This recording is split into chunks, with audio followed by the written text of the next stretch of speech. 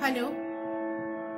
मुझे उम्मीद है कि आप लोग सब अच्छे से रियाज कर रहे होंगे।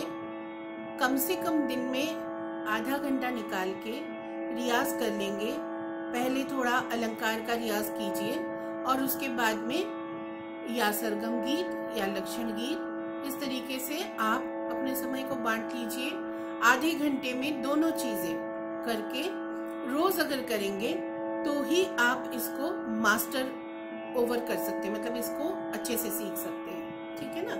तो इसलिए ये जरूरी है कि रोज आप कोई भी समय, अगर नियत समय मतलब रोज का एक ही समय हो, वो निकाल के बैठ सकते हैं तो बहुत ही अच्छी बात है। क्योंकि कहते हैं कि जहाँ पर हम ध्यान करते हैं उस ध्यान के आसन का भी एक महत्व हो जाता है, क्योंकि वहां बैठते ही आप कंसंट्रेट कर पाते हैं। उसी तरीके से अगर एक ही समय पे हम रोज बैठेंगे तो हमारी हर तरीके की जो काम होते हैं उससे हम उसको काट के अपने आप को, और हम बैठ के आधा घंटा भर रियाज कर लें। इससे ज्यादा नहीं चाहती हूँ मैं आपसे, केवल आधा घंटा। और मेरे चाहने से क्या है, क्योंकि ये तो डिस्टेंस लर्निंग है और आप लोगों ने खुद ने चूज किया है इस कोर्स को, तो उस कोर्स को ठीक से करने के लिए, उसका रिजल्ट पूरी तरह से प्राप्त करने के लिए दिन में आधा घंटा समय निकाल पाना कोई बड़ी बात नहीं है, और ये आप ही की इच्छा अनुसार है, तो इसको कीजिए तो अच्छा रहेगा। खैर, आज हम लोग यमन का द्रुत ख्याल सीखेंगे। हमने पहले भी जो सरगम गीत सीखा है वो 3 ताल में सीखा है, जिसमें 16 बीट्स हैं। इसी तरीके से हम जो है आज द्रुत ख्याल सीखेंगे जो 16 बीट यानी 3 ताल पर आधारित है, 3 ताल पर सेट है, निबद्ध है। म्यूजिकली अगर हम कहें तो हमें निबद्ध शब्द ही ज्यादा अच्छा लगता है, यानी कि हमने जान के इसको 16 मात्रे की बीट के अंदर, ताल के अंदर हमने बांधा है, इसलिए इसे निबद्ध कहा जाता है। ठीक है, अब आगे बढ़ते हैं।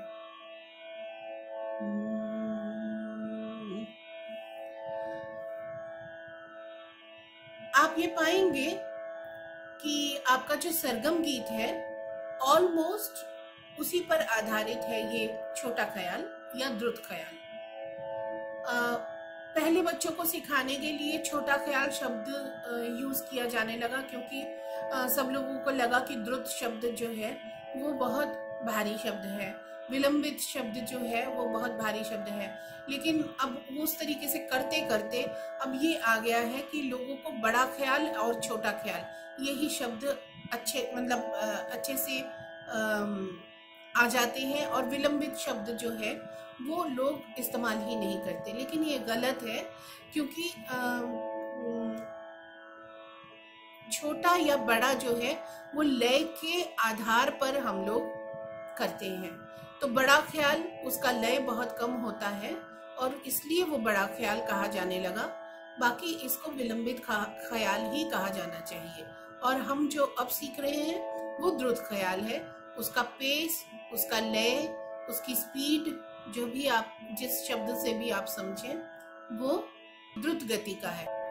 सदा शिव भज मन निसदीन, सदा शिव भज मन निसदीन, रिध सिध दायक बिनत सहायक, रिध सिध दायक बिनत सहायक, नाहक भटकत फिरत अनवरत, सदा शिव भज मन निसदीन। मेरे साथ एक एक लाइन आप लोग गाइए।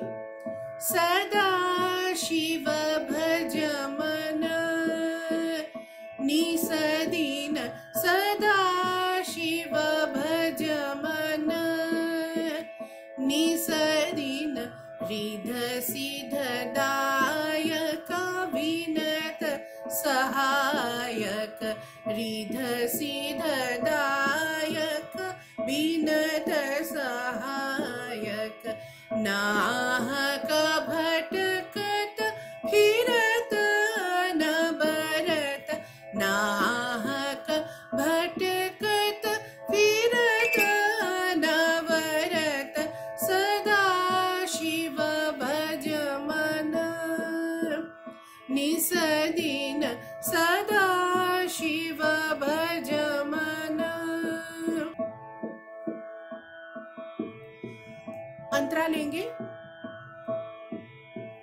शंकर भोला पार्वती रमण, शंकर भोला पार्वती रमण, सीत तपोनग भूषण अनुपम, सीत तपोनग भूषण अनुपम, काहे न सुमिरत भटकत तू फिरत, सदा शिव भज मन, निस दिन सदा शिव भज मन, सदा शिव भज, सदा शिव भज मन। आप लोग इसके शब्दों को अच्छे से समझ रहे हैं ना? स्थाई का जो शब्द है वो खास मुश्किल का नहीं था, क्योंकि उसमें शब्द जो है आसान से ही है। सदा शिव का नाम भजन कीजिए हे मन।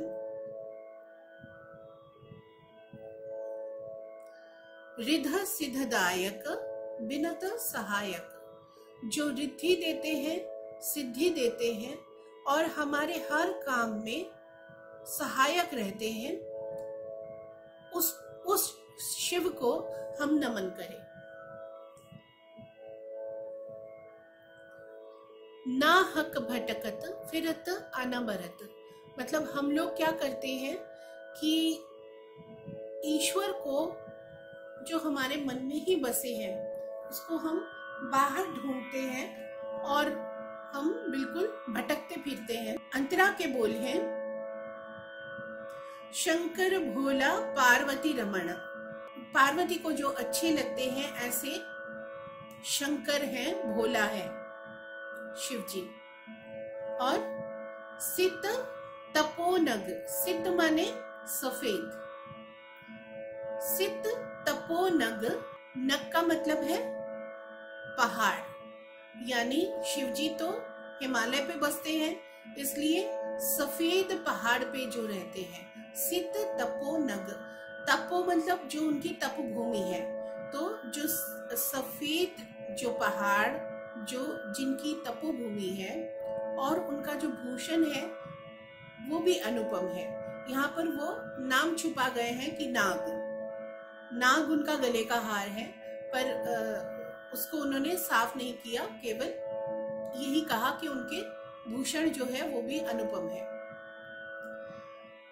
सफेद पहाड़ पर तप करने वाले जिनका भूषण अनुपम है, उस शिव को जो पार्वती के भी प्रिय हैं,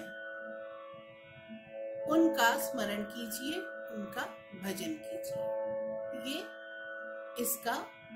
इसके शब्दों का अर्थ है। ठीक है, तो आज के लिए इतना ही। उम्मीद है कि आप लोग लग के रियाज करेंगे।